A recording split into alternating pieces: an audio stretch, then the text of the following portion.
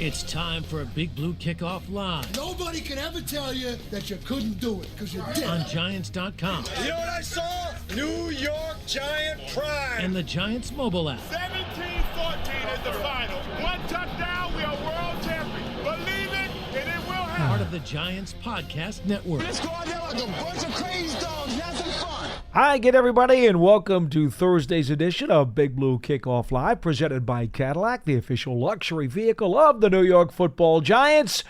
We'll be here for the next hour to talk Giants football. I'm Paul Dottino. Here's Matt Citak, and you know, if you want to give us a call, it's at 201-939-4513. 201-939-4513. You can also hit us up on Twitter at #GiantsChat if you like. And folks, we told you the initial 53 would not be the final 53. Well, so what happened? Yesterday, the Giants made a move. They brought in safety Anthony Johnson off waivers from the Packers, and Javarius Owens got cut. And then, wouldn't you know it, the Giants also made another move today. Jacob Johnson, or Jacob Johnson, however he likes to pronounce it. I haven't actually talked to him, Matt, so I don't know exactly how he likes the inflection, and I will check with him at some point. He has been activated onto the regular 53, and Adam Schlotman, Austin Schlotman, the former Vikings backup center, has been put on IR with a leg injury. Coach says he's going to be a while, and so tough luck for him, but the Giants have guys who can play the position. And there was one other move yesterday as well. Deontay Johnson got placed on injured reserve. That is true. Designated to return, so if he gets healthy in a month from now, the Giants have the choice to activate him back to the roster, and to replace him, they signed linebacker/special teamer Curtis Bolton, former Dolphin. Yes, and another guy to that linebacker room, which needs the depth right now, given some of the injuries. They've only got about 30 guys in the linebacker room right now. Slew of tryouts came in today. The Giants did add some practice squad guys. I'll let you do the honors, Matt. One of them is a former Bronco. Another one is a former Viking. Both of those guys are corners, interestingly enough. Yes, so they signed 2 corners and a defensive lineman to the practice squad. The corners were Art Green, who I believe that's from the Broncos, and then Duke Shelley, who's actually been around the league for a couple of years, has some starting experience, smaller corner. And then defensive lineman Elijah Garcia, which I believe also was from Denver.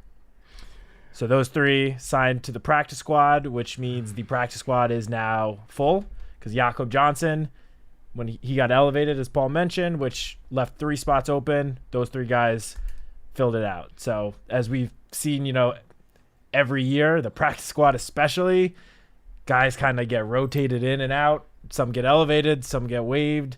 So just like the roster, the practice squad is also very fluid. Indeed it is. So 201-939-4513 is our phone number on today's program. Pearson is standing by, waiting to take your phone calls. Remember, coming up a week from this Friday. Actually, Friday's tomorrow, isn't it? Yes. We'll have the Giants Fan Fest, and folks, go to Giants.com and get all your information there. There are still free tickets available. Remember, they are free. I want to make sure people understand that. Some people think when they hear tickets, you got to pay for them.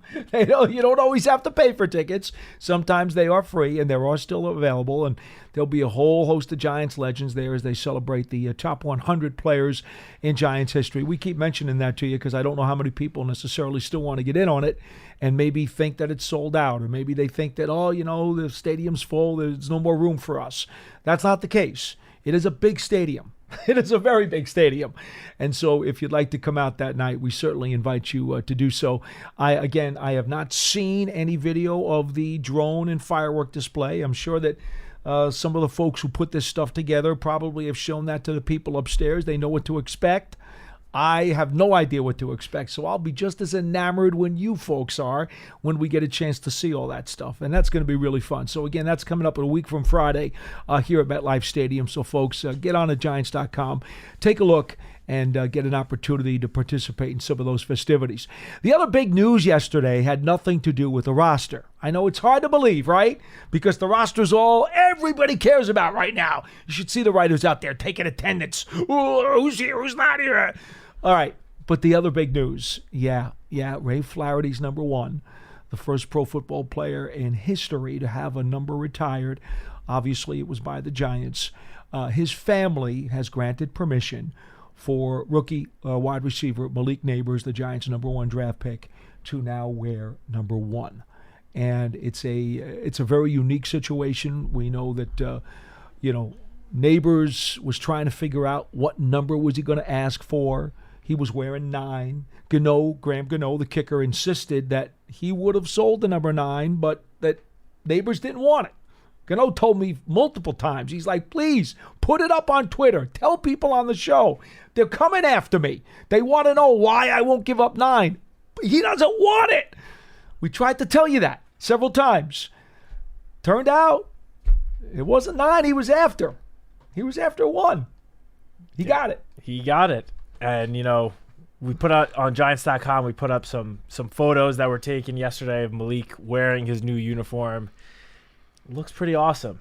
Not going to lie. It looks great. And I think all around, I think this is just a big win. I think I've seen some people upset that the Giants unretired a number. And, I can kind of understand it, but obviously the Flaherty family gave their blessing for this. This is something that if they were not in support of, would have been shut down immediately. But they were supporting of this. No one has worn the number 1 in a Giants uniform since 1935. That's 89 years ago. It's been a long time. And on the Flaherty side of things, I think it's great because obviously, as I just mentioned, he retired 89 years ago. Not many people that are Giants fans today were alive to see him play. And those that are alive probably don't remember all that much. So I think this is just a great way for generations of Giants fans since that time to learn about one of the first great players to suit up for this organization. I mean, there are some young Giants fans that have never heard of Ray Flaherty before yesterday. Now they do. So I think it's great from that end of things. And on Malik's side of things, obviously seeing him wear number 1 just looks awesome. Jamar Chase, one of the other great LSU wide receivers drafted recent years, he wears the number 1 for Cincinnati. He's scored a lot of touchdowns in that number 1 uniform. And Malik Neighbors, Jamar Chase, those are 2 players that, or that is a player that Malik has been compared to by even some players in his own locker room, Darius Slayton. So I think he looks great in the number 1. I think it's awesome, and just all around, I think it's a win for everybody. Yeah, I mean, look, contrary to popular belief, I did not know Ray Flaherty and did not watch him play. Okay, let's just get that part out of the way. I know of him, of course, and the man has impeccable credentials as both a player who played both offense and defense and was also a coach for many years in this league. So certainly a one of the great legendary members of the early days of the NFL. I think really that's the point. And when you consider this as the Giants' 100th season, and nostalgia is a big part of what the Giants are presenting this year, it's only fitting that his name comes to the surface once again. And this is a way to do that. And I think the Giants, John Mara, the Flaherty family, Neighbors himself, asking for the permission and understanding that this is something that's, Ward Cuff had 14, Y.A. Tittle then got 14 when they brought that out of retirement for him. So this is not without precedent. It's happened before, only once with the Giants, but it has happened before. So they didn't break like a 100-year-old rule. No, the rule was broken for Tittle. It was done once before. It's being done again, and in the right spirit, under unique circumstances. And, I'm with you, man. I think if it helps people understand the history and the tradition of this franchise, what could be better in the 100th year of the New York Giants? For sure. And as you mentioned, it has happened in Giants past before, and it's also happened with numerous other teams around the league and in numerous teams in other sports as well. This is not like the Giants just did something totally, groundbreaking that's never been done before. It's been done many times. So while it is great, I don't think the people that are on the negative side are not too happy about it. I think, overreacting a little bit. I mean, again, this is done with the utmost respect for Ray Flaherty and everything he did for this franchise. So personally, I don't understand the people that are kind of mad about this, but everyone's entitled to their opinion. I would only say this to those folks. George Martin's 75 and Harry Carson's 53 are not retired. They've been worn by several players over the years since those guys left the game. George Martin and Harry Carson are probably as blue-blooded Giant people as you will ever find. Heck, Harry Carson is called the captain for life by anybody who was around during the 1980s. Well, do you think any less of them? Do you think any less of the identification of their numbers with their careers because their numbers were not retired and other people wore them? That doesn't besmirch them in any way, does it? No, not at all. So I would kind of throw that out there to you, and I would say this too. Remember now, because the league has expanded to so many players. Back in the day when Flaherty was playing, there was like 30 guys on the roster. Okay, now there's 90 in training camp and 53 on the active roster, and they're not playing both sides of the ball. It's different. You run out of numbers. It's just not practical anymore. And I'm not being disrespectful. It just becomes an issue. I would say this, in my opinion, and I felt differently 50 years ago when retired numbers were really small and limited and there were fewer players, et cetera, et cetera. But over time, circumstances change. I'm of the opinion today, and you're entitled to disagree, that the Ring of Honor, to me, right now, I would say is the pinnacle of what an organization can do for one of their players. Put them in the Ring of Honor. That to me is the highest form of Flaherty. Flaherty. Sorry. Flattery that you can give to a player. That's how I see it. You want to flatter a player? Make him a guy in the Ring of Honor. That to me is the ultimate. I think that goes beyond the retired number thing these days because the retired number thing is just not practical. Put him in the Ring of Honor because it's not about the number, it's about the guy's name. When your name is in the Ring of Honor, that's your name. Not a number, that's your name that is attached to the greatness and the legendary aura that you provided the franchise. That's my feeling. No? No, I agree with you.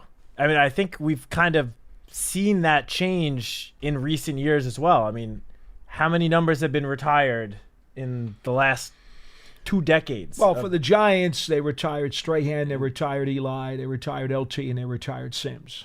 Over the last 40 years. Over the last 40 years, 4 players have had their numbers retired. Exactly. That honor is now, I guess, being reserved for some of the guys that have played over a decade, Hall of Famers, and I'm not saying anything poorly about Ray Flaherty, but he played for the Giants for 6 seasons. He wore 3 different numbers during those 6 seasons. He only wore the number 1 for 4 years. I'm glad you brought that up, Matt. That's a really good point too. Okay? Because he did have multiple numbers. It's not like that number was a birthright. And again, I'm not being disrespectful here. But when a guy plays his whole career with one number, there is certainly more of an identification because that was the number for his entire time.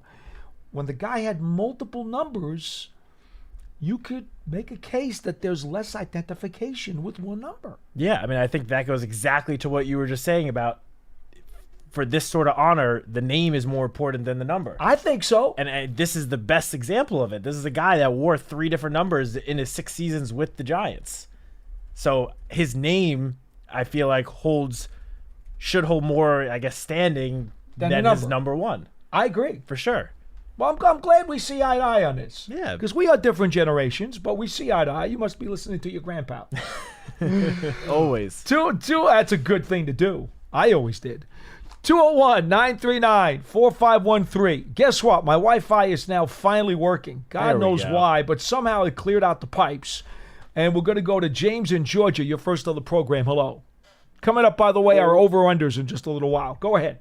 What's going on, guys? What's up? Hey, James. So let me get my bearings real quick. I knew what I would call to ask y'all. So the unretired number thing, how many times has that happened? I don't have an exact number, but it's the second time in Giants history. I know there have been other teams around the league that have done it over the years. It's not something that happens often, but it's also something. It's not something that's never happened before. Okay, yeah, because they would, I guess, reports would have it seem like it meant like Malik Neighbors was the first person to ever do. I figured it wasn't. Yeah, but, it's definitely not. Yeah, so if it's starting a little bit diva-ish, a number is a number. He can play in anything, and I'm sure he'll make it look good. He'll produce in it. I just, really gotta say I like how the roster is shaped out. I'm glad for Bryce Ford for making the 53. I guess it was something, maybe his traits. I guess me and you, Paul, was talking about it maybe a week or two ago when I called about Bryce Ford and him making it because of his skyscraper body type, and you were like Allen Robinson is probably going to be that guy. So I'm assuming that the second factor was youth. No doubt. I don't know if, this is they're only in year 3 under this regime, so getting guys under contract that are going to be here to gel together for a good amount of time is always in the plans, how you want to build a roster effectively. And, I don't got much today. I'm up here playing Madden again now today when it's weird because, getting off topic, but a lot of these plays in here, even though it's just a video game, they have Burns and Thibodeau dropping, and our 4 rushing linemen is like Dex and Riley, and pretty much you got to pick specific plays to send Burns and Thibodeau. Okay. So it's like your video game needs to be reprogrammed. Yeah, for sure. I think I called yesterday or the other day, and I was like, they're totally disrespecting us because they have us rated as the lowest team on this video game, and then when you see they don't even use our players correctly, so obviously they don't see what the inside Giants fans we see in our heart and know will be true come kickoff September 8th. Clearly a video game built by analytics people. I get it. Right. It's okay. Just throw it out and enjoy watching football this year, the real football. Have a good day, my man. Yeah. Yes, sir. Thank you. Thanks, James. 201-939-4513. Tom from Stratford, you're next on the program. Hello. Hi, gentlemen. I was going to call up and moan about the neighbors number, but until I heard you say that they've done it before, unretired, and then Matt mentioned that he had worn 3 different numbers during his career and only played 6 years, I'm okay now. Okay. And I got a couple other things, though, for you. Were you surprised that they didn't try to pick up Gilmore or put McKeithen on the practice squad? Well, how do you know they didn't try to talk to Gilmore at one point? We don't know if that phone call was made. Maybe they did. Well, did they put in a waiver claim because he was waived? You're talking about Stephon Gilmore? He was signed as a free agent last week before waivers. I thought he was. Which Gilmore? Which guy are we talking about? The cornerback. There was yesterday or on cut down day a Stephen Gilmore. That's not the same guy. That's not the same. That's Stephon Gilmore. Big difference. Huge difference, as a matter of fact. How about some Pro Bowls different? Never mind. That's okay. That's why you called us up. But about McKeithen, Right, that's why I called you guys. But about McKeithen, at the first month of training camp seemed to just be one of, the bottom offensive linemen on the depth chart. He was working with like the third team offense, and there were other guys, like Jake Kubas, an undrafted rookie this year, who was just playing better than him and jumped him on the depth chart pretty early on. So Kubas is good. I like the way he was playing. He showed a lot. But I thought, McKeithen, he was our 5th-round pick a couple of years ago. I know he had a bad knee. I figured, put him on the practice squad. Maybe, he can get better down the road. Okay, you got to understand one thing about the practice squad. After you waive a player, okay, and then the next day, 12 o'clock, beginning yesterday, you were allowed to execute a practice squad offer to the player. The player does not have to take it. Okay. So we don't know. Well, he was one of the first wave of cuts back on Sunday. Yeah. Understood. But what I'm saying is the point still holds. People sometimes say, well, why didn't you bring so-and-so back to the practice squad? The player doesn't have to take the practice squad offer. Well, that's true. I just assumed that if it was offered to him, he would have accepted it. But. And please don't ever assume that. I know a wide receiver some years ago who had been on the practice squad for 2 straight years. And maybe you could try to do some research and figure it out, but I'm not going to make it that easy for you and give you his name. Okay. And there was a 3rd year, and it was like, okay, cut 53, practice squad offer. And he's like, are you kidding me? I've already been waiting around long enough. I'm out of here. I'm getting a fresh start. And he couldn't wait to bolt fast enough, and people complained. A lot of fans were like, well, we liked him. Why didn't you bring him back to the practice squad? Well, he didn't want to come back. It happens sometimes. Yeah, yep, that's true. Hey, Paul, are you surprised that they haven't retired Carson's number? Well, at the time when Harry and George Martin retired back in the late 80s, okay, I was like, And I went to Wellington Mara, who at that point, was still living. And I asked him flat out. I said, I don't understand. How 53 and 75, these guys are co-captains. They're everything to this franchise. And he had said to me at that point, we've already retired too many numbers. I'm really not in favor of retiring anymore. Because he was already starting to realize at that point that the numbers were starting to become a problem, because you just have too many good players. So what happened? Well, Giants wound up still having some immortal Hall of Fame kind of players who, again, we mentioned Sims, LT, Strahan, Eli Manning.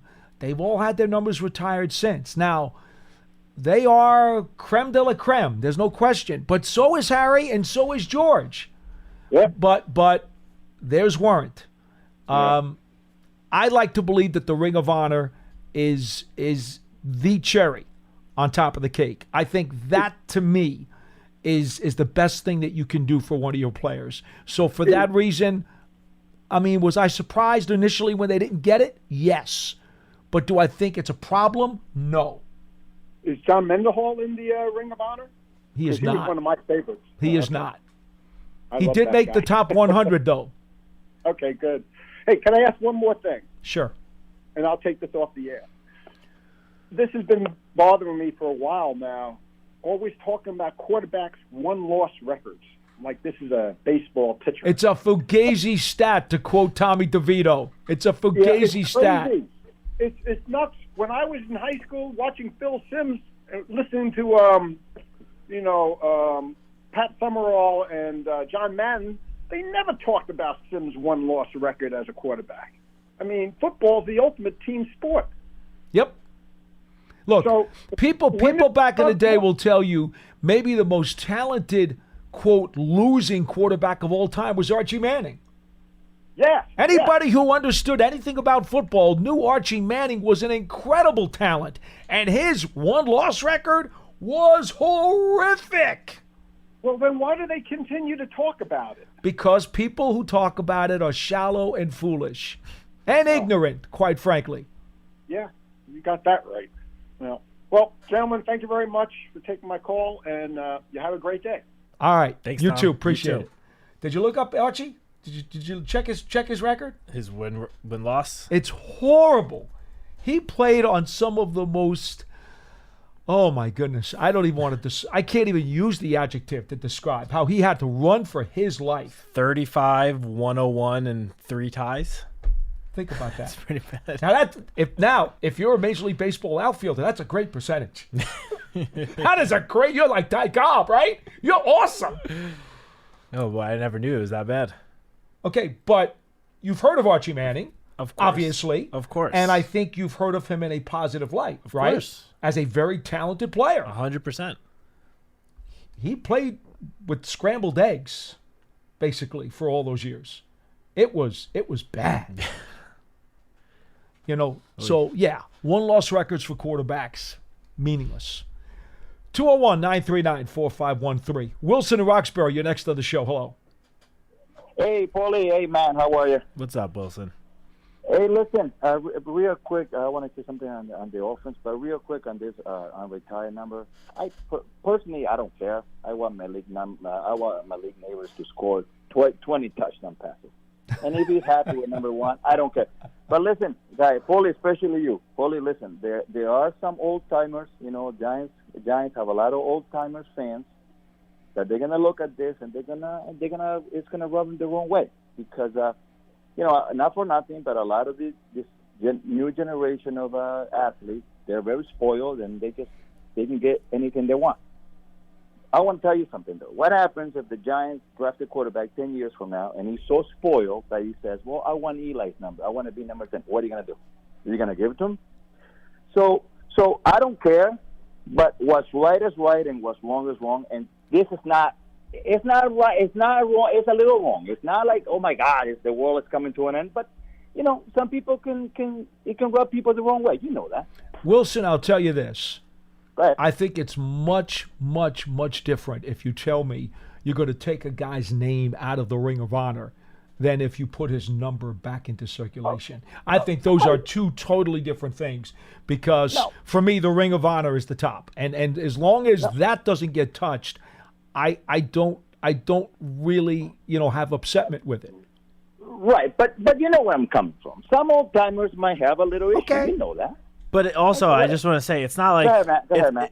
it's not like Malik, insisted on wearing the number 1. He expressed interest in it and said, like, look, I would like to wear this number. If it's not possible, I'll pick another one. And then Mr. Mara looked into it, asked the Flaherty family, and they gave their blessing. It's not like, he was... Matt, listen, you don't got to convince me. I'm just saying that, some old-timers might have an issue, so you might get a call here and there. And okay. You're gonna have to put up Everyone's entitled to their own opinion. And this is one of those, Wilson, I say all the time, there are some things you can just agree to disagree on. And if somebody feels bad about it, they could certainly feel bad about it. That's okay. For sure. I don't for the reasons I described, but I understand.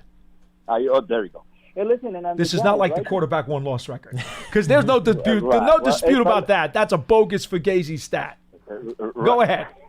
No, listen, but on the Giants, right, you got to realize something. I think the Giants are the only team that the 70% of the offense, Paulie and Matt, is new. Like 70% of the offensive line is new.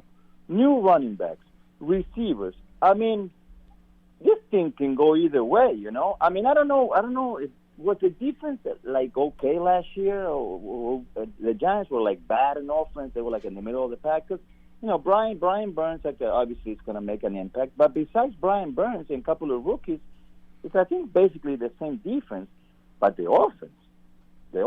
I mean, it's totally new, guys. So I'm crossing my fingers that it could go, the right way. But I don't think there's another team in the NFL. Wilson, I'm not trying to be funny. You saw the offense last year. Did you really want it to stay the same? No, Paulie, of course.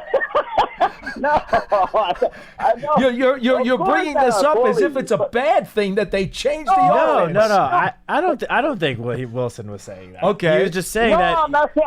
I'm just saying that it's very weird. I don't think there's another team in the NFL like that. Oh well, it required a makeover. Wilson, look, I have seen so many different rankings of the offensive line across the NFL with the Giants on these media outlet rankings still being like bottom 5 in the league. And honestly, it baffles me that there are people in the media that think so lowly of the Giants' offensive line, because obviously the last year they were by far and away the worst offensive line. There's no argument there. But Andrew Thomas, who's an all-pro, is now 100% healthy. He was not healthy. He missed half the year. They brought in 3 new starters who all played well last year. And then you have John Michael Schmitz now in year 2 with the full offseason to train for the NFL instead of training for the combine and the draft. So I agree with you completely. It is a completely new offense, and we don't really know yet what it's going to look like, especially because Brian Dable is now, we think, is going to be calling the plays. And I forgot, I knew play callers. So, hey, listen, guys, thank you. But I got a good feeling this year. I mean, hopefully, we just got to win. Listen, we just got to win the Minnesota game, and the outlook is going to be different. I know it's crazy to say that the first game is the most important game. I said this to you before, but for the Giants organization and for the Giants fans, it is a I don't know if you can call it a must game, but you know what I'm saying? It'll change the narrative. It'll change the outlook if we just can win that first game. I get you, Wilson. They got to win the first 2 games, but the Monday morning roller coaster, that's just a favorite of every single pro football fan in existence. They just love that Monday morning roller coaster. So I get you. But no, the season's not lost in the first week. But yes, I would like to see them go 2-0. We got to run real quick. Cliff, you're next on Big Blue Kickoff Live. Hello. What's going on, Cliff? Yeah. With Schlotman going down, is that for the season? No. Coach did not say it was for the season. He said it would be at least weeks. I mean, he's getting put on injured reserve, which means at least 4 games. We don't know an exact timeline, but Coach said he does not think it's season ending. He hurt his leg in practice yesterday. Just yesterday, wow. And is that the newfangled for injured reserve or the old one? No, he's on the regular injured reserve. Yeah, now that the rosters are set, it's just normal injured reserve rules. The only player, Matthew Adams, was the only one that got placed on injured reserve with the new rules before the 53-man cut down. Now, at the same time, you get 8 total retrievable injured reserve players during the course of the season. Okay? Adams is going to be one of them. So now the Giants are down to 7 retrievables, I believe. I don't think they have not designated any other player, just Adams. No, so like Deontay Johnson and Austin Schlottman, who have both been, now placed on injured reserve, the Giants have the option to revert them back to the active roster once healthy, at least 4 games down the road. It's not required, though. Correct. They're allowed to activate them back if they choose to.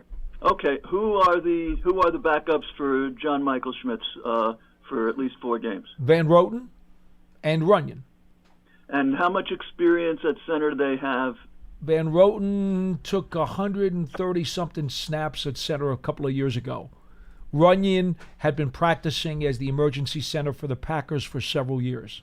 And the Giants also have Jimmy Morrissey on the practice squad, who has played 14 games in the NFL at center. And that's if they get really desperate. But they could always elevate him, to on game day if need be. Okay. Well, before we drafted John Michael, I had done a little homework about centers on the playoff teams the year before, and in 22, and like 7 out of 14 had guys who were drafted as centers. And what I left out at that time was if you went further and teams that advanced in the playoffs that year, the number became like 3/4 of the teams had centers who were drafted as centers, like Kelsey was, and then a little bit later, Paul, you added that it seemed that if you were in the league for a while playing guard, you could make a shift over much better than you could otherwise. You remember all that? Well, you remember Sean O'Hara, for example. He came into the league as an undrafted rookie free agent with the Cleveland Browns out of Rutgers. He was a guard for the Browns, and the Giants made him a center. So it can work. O'Hara, went to the Pro Bowl. I went 3 Pro Bowls, I believe, and won a Super Bowl. So, you don't have to be drafted as a center out of the NFL. I mean, out of college. You don't have to. It's nice, but you don't have to. Right. Okay. So I was also a little disappointed with McKeithen. I know if he's beaten out by is it a Cuba? Kubas. Kubas. That has been a big re-education for me since Joe Shane has been around. That everybody always said you build through the draft, you're nuts if you hire free agents. But that what they never said all that time, and I didn't realize it until Joe started doing his thing. You can bring in people who are still very young, but you didn't draft, and either they were free agents or they started with somebody else, and they're not valued enough to stay there, and you get them. And I'm just hoping we're in that position, because I'm trying to get over my disappointment of not seeing the draft from 23 of the 22 of the 3 offensive linemen who obviously all got hurt, showing up as regular starters yet. Mm-hmm. But I'm encouraged when I was comparing it to the year 2000, which was just a few years before you, I assume, knew what was really happening, Matt. Those guys, those veterans that were brought in, were much further advanced in their careers than these guys are. They were at the end of their careers. These guys are in the middle. So yes. I'm feeling. But you still want to see some young guys in there. So do we have any idea how Izudu is doing? And maybe it's not as important as I thought. That all your draft picks for the OL are hits instead of a Here's what I will say, and Cliff, I really ask for patience here, because here's the situation. Daniel Jones is in a make or break year at quarterback for this team. We know he's got to do well to continue to hold that position going into next season. And whatever the reason is, if he does not do well, he's got to stay healthy first, right? He's got to stay on the field for the season. And then he's got to produce. If he doesn't, it becomes digestible, even with the large salary cap hit, for the Giants to move on. And that's going to alter the direction of the franchise. They are better off as a team if Jones succeeds. I think we would all agree, Matt. They're much better off if he works out. Well, if you're going to rely, and this is why I think Joe Shane made the move, to purchase these reasonably priced veterans to make sure he could fortify the line as quickly as he could now, so that Daniel Jones has the best chance possible to get the right fork in the road. Because if you say to him, Daniel, this is a big year for you. It's a make or break year. Oh, and by the way, we're going to fill your offensive line. We're going to tell Izudu he's got to start. We're going to tell McKeithen he's got to learn on the job. We're going to tell whoever it is, these young players, that this is the time they're going to learn on the job. What are you doing to Daniel Jones? You're not giving him a fair chance. Bingo. You're not giving him a fair chance. You're going back to what John Maris said, where we did everything wrong to screw this kid up. So I think Joe Shane, in his mind, part of the strategy of making these purchases along the offensive line to get 3 guys who are all capable, 4 guys really, is what they bought. They bought 4 guys. That was all about, hey, just make sure the dam is solid. It doesn't have to be the best dam in the country. It just got to be solid so that Daniel Jones has a reasonable chance to prove or disprove what he's going to be. And the quarterback is the position you really want to have settled most of all, right? No question. Of course. Well, and do we have any clue about Evan, his physical status? He's on the way up. He's back. Yeah. He's practicing. He's back. He's practicing fully. Yeah. Yeah, he has been. With the second team as the right tackle. Okay, well, that's great to hear. Sure it is. Because we know he's really, if anybody has an incomplete grade, it's him. For sure. Well, that's great. Listen, I was glad to hear about Bryce Ford Wheaton. When I've been following the top 100, which has been really terrific, man. There's so much that when I was following the team all those years, I had no clue about, and especially the video, let alone, what the players had to say and stuff. And I felt kind of vindicated when Odell came in at 37 and Homer Jones at 27. Because when Odell first came around and he was running away from people, I thought, oh, Homer Jones. And I thought, no, it's not Homer Jones. And these guys that put in all the time figuring out who was who, they had him ranked that way, and it sounded just right to me. Well, I appreciate the call very much, Cliff. I have no trouble with Homer Jones being ranked where he was. I know what a phenomenal, explosive player he was. His career, by the way, think about this, and ask your grandfather about this too, Matt. When you talk about the great receivers in Giants history, right, whether it was Kyle Rote, Amani Toomer, Schaffner, Plexico Burris, Odell Beckham, Victor Cruz, Amani Toomer, almost every one of these guys had an injury that shortened their maximum potential, lowered their ceiling. Even Amani had 2 ACL surgeries, and he owns every receiving record in the Giants book. And he overcame 2 ACL surgeries to do it. It's amazing. That position, over the course of time, has been snake bitten more than any other position in Giants history, in my opinion. And I think history would prove me correct if you actually did the research. I'm just going off of my encyclopedic head, and I'm telling you, that position has been ravaged. Think about it. Steve Smith as another one. 100 catches one year, Pro Bowl. Boom, knee blown out. Ike Hilliard, first-round draft pick, was going to be dynamite. Injuries riddled his career too. Think about it. It's the nature of that position. And yet there are other great receivers who somehow go 12 years without getting hurt. But they're on another team. Anyway, Cliff, appreciate the call. I'm glad he brought up the top 100 just real quick. Please. And, Cliff and the caller before both brought up Jake Kubas. Just want to, remind everyone that there are ways outside of the draft and free agency to find players.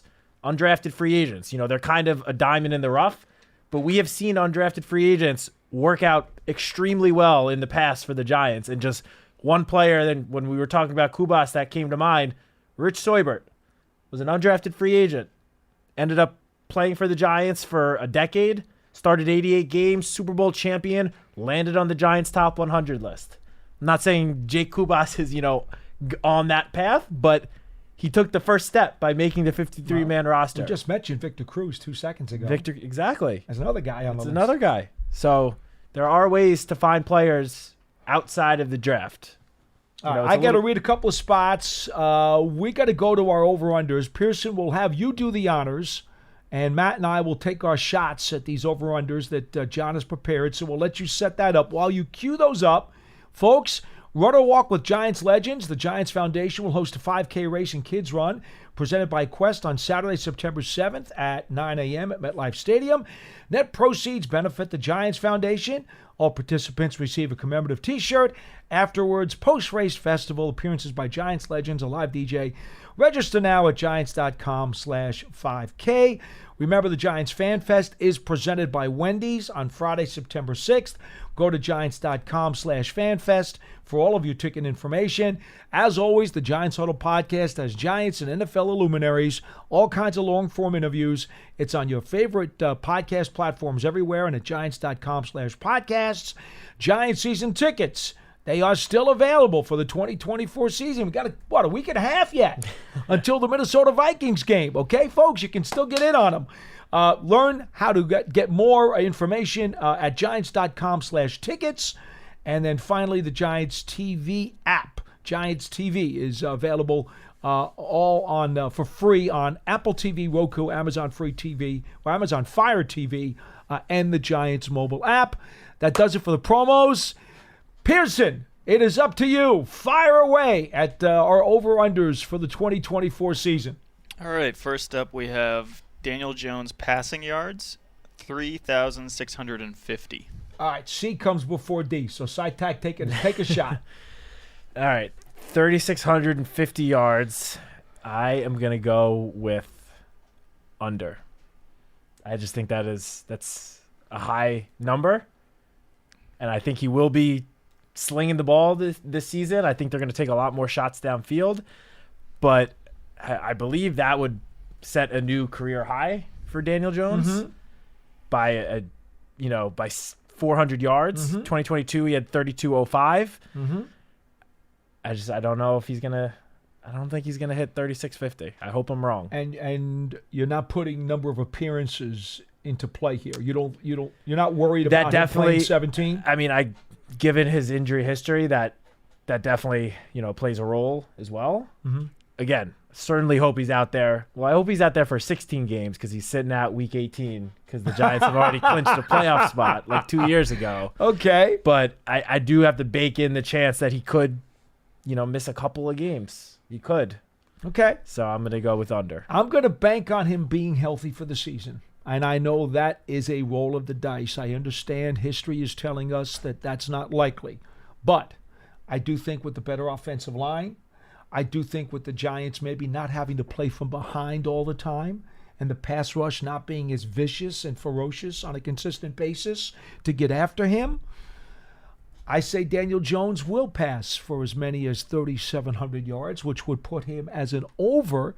And the other reason I'm going to go there is because I do think they're going to lean more on the pass. Again, the short pass with a lot of yak yardage from explosive players, which will take the part of some of the running game that they usually used with Saquon Barkley.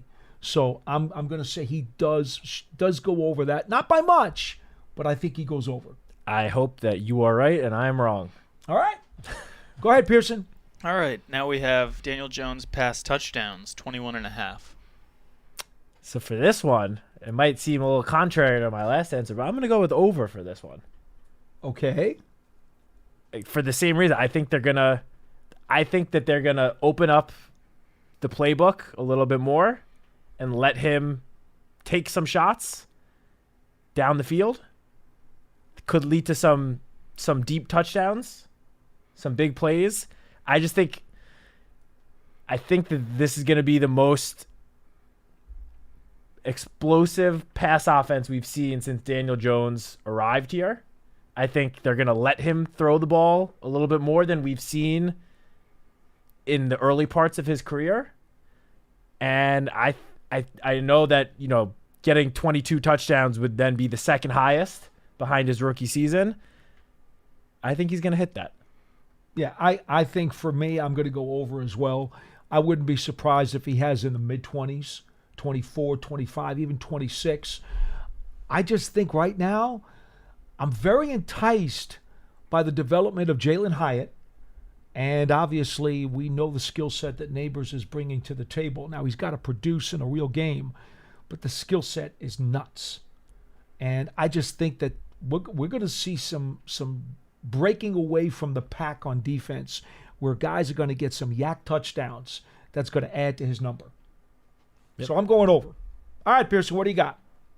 All right, we now go to rushing TDs at 3.5 for Daniel Jones. I'm going to go with under.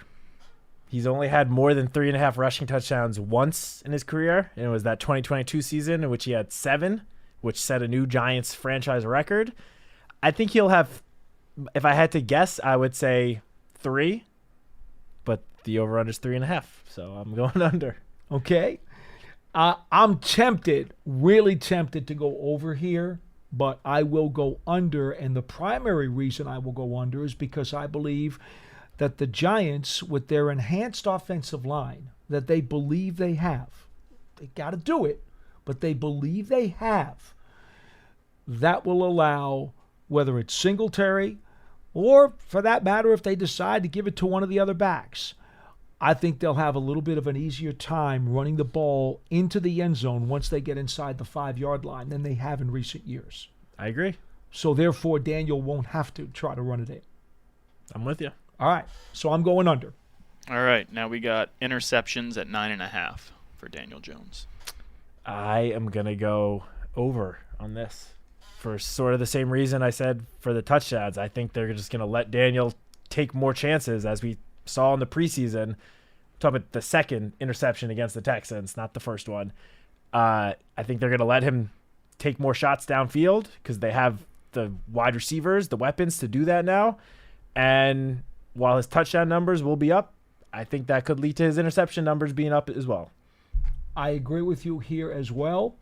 My reasoning goes not only into what you just said, but I'm going to throw something else on here. And that is, when you look at the Giants as a whole, okay, I think defensively they're going to be much better. And therefore, they don't have to be as conservative on offense, because I think defensively they think they can hold some teams down, and it may make them a little bit more aggressive on offense. They may be willing to take some more gambles and some more chances because they think their defense can make some big plays and hold up if they do turn the ball over. Not that anybody wants to. Please don't take that out of context. Nobody wants to do that. I could see Daniel finishing with like 26 touchdown passes and 10 picks. I don't think it's going to be much higher than 9.5. But I don't think it'll be much higher. I could see him throwing 10, yeah, which is going to put him over. Agreed. Okay. All right, we move on to Devin Singletary, rushing yards, 865. You want me to go first here? Sure. After you've done the last few? Sure. All right, so Devin Singletary is steady. He's solid. This is exactly what he does. He gains anywhere between 850 and 900 yards rushing like every single year. John really stuck us good with this number because it's right there in the sweet spot. I will go under, and my reasoning is going to be this. I do think that Taylor has shown us enough coming out of this preseason and the camp. He has shown us enough. He might steal some of Singletary's reps, particularly on third down. Tracy. Tracy. Yes. Man, I am so out of it today. So he is the Purdue fifth-round draft choice, is he not? Yes. Okay. Yes. I'm just checking now. I think that Tracy is going to steal some of those third down reps, and I think that could lower Singletary's number just a little bit. So I'm going to say he barely goes under. I agree with you. I mean, the reason the Giants brought Devin Singletary in, one of the reasons, is because he's just the last 4 years been Mr. Durability. Mm-hmm. He's not missed a game, or he's missed one game, I think, over the last 4 seasons. And he's had basically between just under 700 to just below 900 all 4 of those years. So, and I agree with you that I think Tyrone Tracy is going to carve a rollout in this offense, and it could happen sooner rather than later, just based on what we saw in training camp and in the limited preseason action that he was out there for. I think Singletary will end up, if I had to guess, I'd say around 800. And a big reason for that is because Tracy could have a couple hundred himself. Easily. And then the other thing is, if they do lean on the pass a little bit more, well, let's face it, that's what Tracy does. Yeah, I will say, I think if we were talking total yards from scrimmage, and that could be different. And Singletary's number, let's say, was 1,000, I do think he can hit 1,000 yards from scrimmage this year. Yeah. Because I think he's going to catch a decent amount of passes, both him and Tracy. Okay, Pearson. All right, and we are going to have to go a little more rapid fire here. Okay. Just a heads up. All right, Malik Neighbors, receptions, 86.5. I'm going to go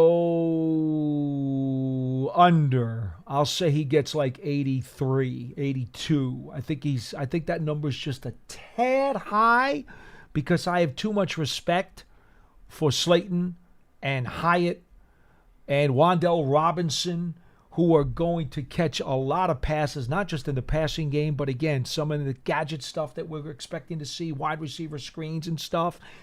We also believe that Tracy's going to catch a lot of balls, maybe in his role as a third down back. I'm going to go Neighbors is going to be a little bit under that. I'll keep this quick. I'm going to go over because in the one half we saw of Neighbors play with Daniel Jones, he had 6 targets, 4 catches. I think he'll hit around 90. Okay. All right, then we go reception yards for Neighbors, 1,100. Yeah, I got him for 1,000 yards, but 1,100. Ooh, that's so close. Because I do think he'll hit 1,000 yards. I'm not going to be surprised by that at all. Oh, what the heck? I'll go over.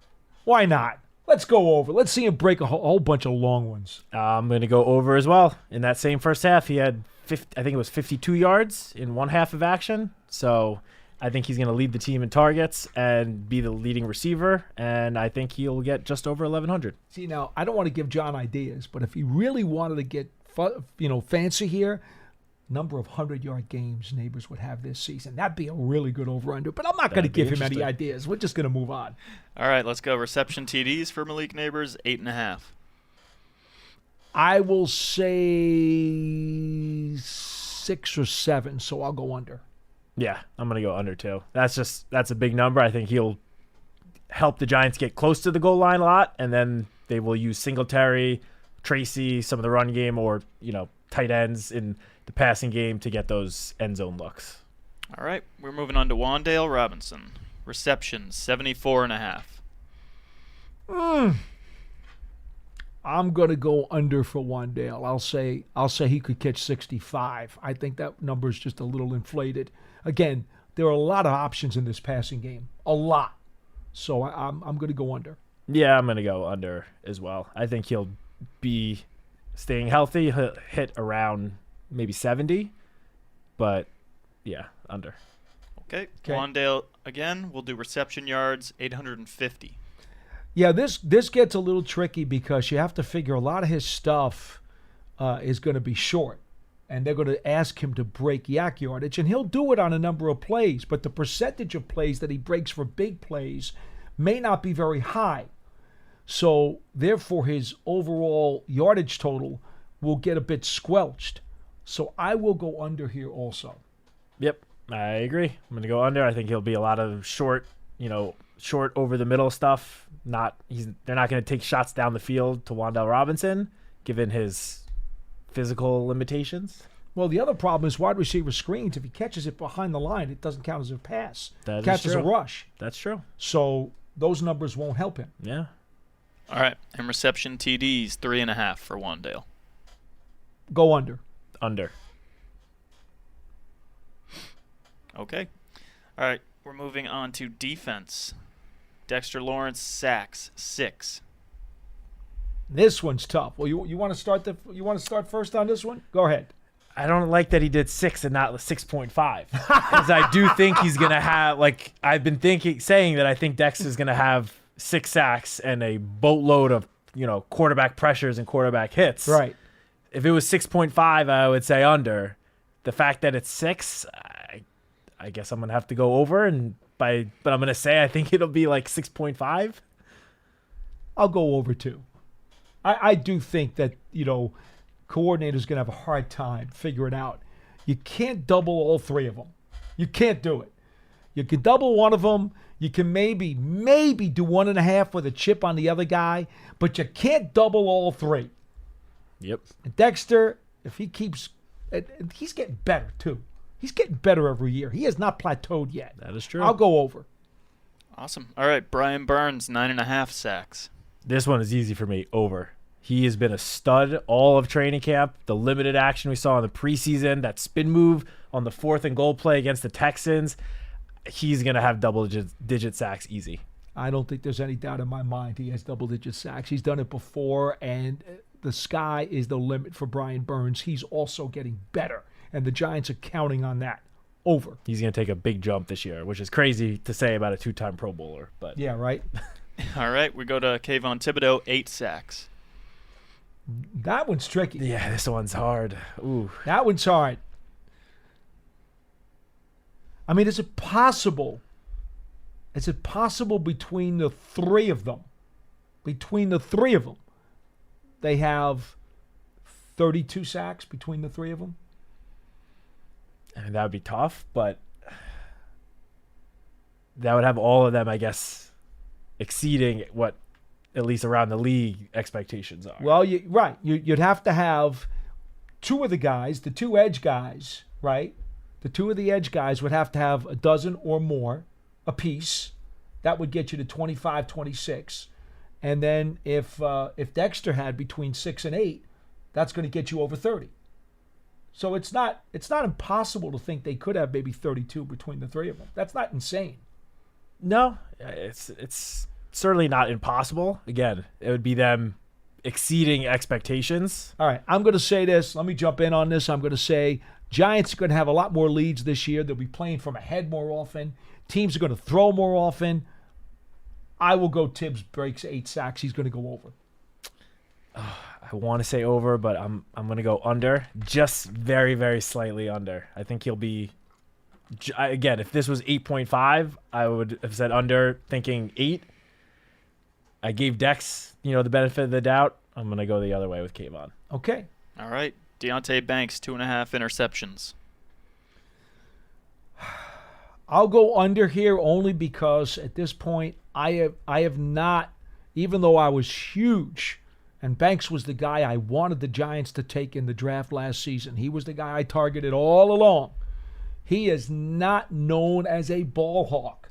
He is not an interception machine. That has not been his MO. Besides, if you're an offensive coordinator and you see Tay Banks and then you see McLeod or Flott on the other side, I think it's fair to say he'd rather throw at McLeod or Flott or even throw at Drew Phillips than to throw at Banks. I'll go under. I'm going to go over. I get what you're saying, and I don't disagree with you on a lot of those points, but I think he had 2 last year as a rookie, and I just think because of how successful I think the pass rush is going to be, I feel like quarterbacks are going to be rushing their throws a lot more this season, and it could lead to just some easy layup sort of interceptions for Deontay Banks. Your reason plays into the next line. It does, yes. It does. And that's a much higher number, though. It is. The next one. Let's jump there. It is. Safeties, 9.5 interceptions. I guess I'll just go right into this one. I have been looking at this one. I want to go over, but that's just 10 interceptions from the 3 safeties. I think that's asking a lot. I'm going to go under. But I do think they will have, as a group, the 3 of them, maybe 8 together. Okay, now, keep this in mind. More zone defense, potential for all 3 safeties to play because we know they like all 3 of them. We think the Giants may have a chance to play from ahead a lot more than they have in years past. And we think the pass rush is going to be a heck of a lot better than it's been. Those are 4 pretty good reasons. I know. Yeah. You answer. I'll go over. I'll go over. Okay. Should we rapid fire do these fact and fictions? Oh, will we do fact and fiction today? I thought we were only doing over-unders. Okay, then that's all we got. Well, you tell me. I think, all right, let's stick with just over-unders. Okay, great. Thanks, Pearson. Appreciate it. Folks, that'll do it for this edition of Big Blue Kickoff Live, presented by Cadillac, the official luxury vehicle of the New York Football Giants. Again, we'll be back tomorrow at 12:30 p.m. Eastern Time for a live program. If you did not catch this show live, catch it on the archive. Your favorite podcast platforms everywhere, as well as Giants.com/podcasts. From Matt Citak, I'm Paul Dottino. We will see you next time on Big Blue Kickoff Live, presented by Cadillac, the official luxury vehicle of the New York Football Giants. So long, everybody.